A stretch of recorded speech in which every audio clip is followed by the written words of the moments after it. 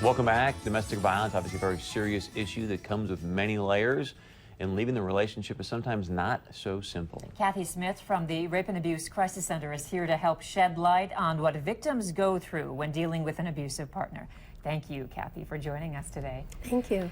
Let's just start out by telling our viewers why it is not so easy to walk away from a relationship. You can't just walk out that door sometimes, even though some people think that you can.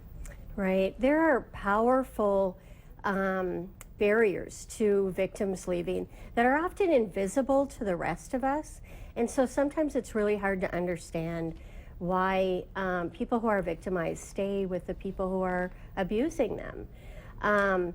One is, frankly, fear of reprisals. The abuse does not end when you walk out the door or you get a divorce. It continues.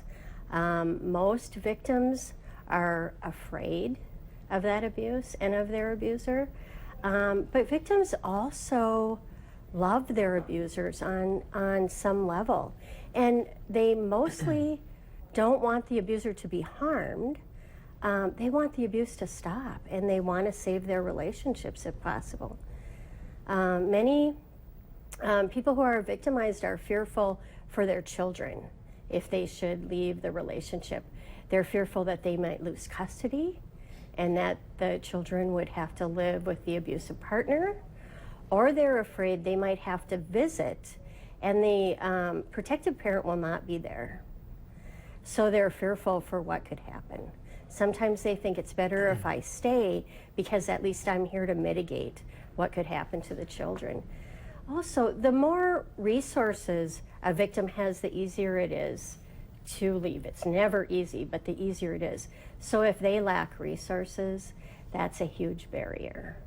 Rather than discussing leaving, though, with your experience, I want to hear about what you feel is the root cause of this. I mean, clearly it's never okay to raise your hand at a woman. So what's the root cause that's having this be so prevalent? You and I just talked off camera. I mean, every 15 seconds in America, a woman's abused. That's shocking to me. Yeah, this is an endemic problem.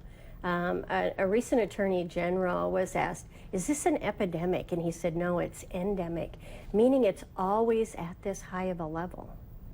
This is a serious problem, and it's it's a problem that causes the most injuries to women aged 15 to 34 in America. And if you think about that, that is so serious. It's a serious public health problems.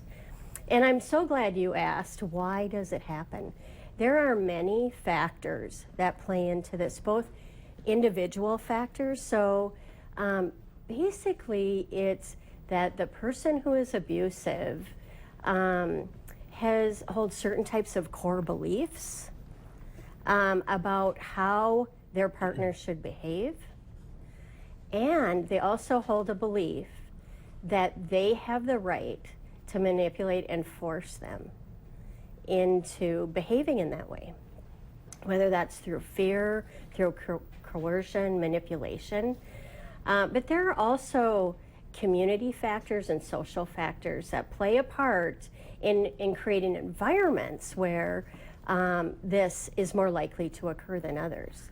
Some of those factors include social norms in our society, like promoting very narrow definitions of masculinity and femininity. The social norm of promoting power over others. So some of those also play a part, and it's these layers upon layers upon layers that create abuse in our society and make it so endemic. Okay, much more with Kathy when we come back.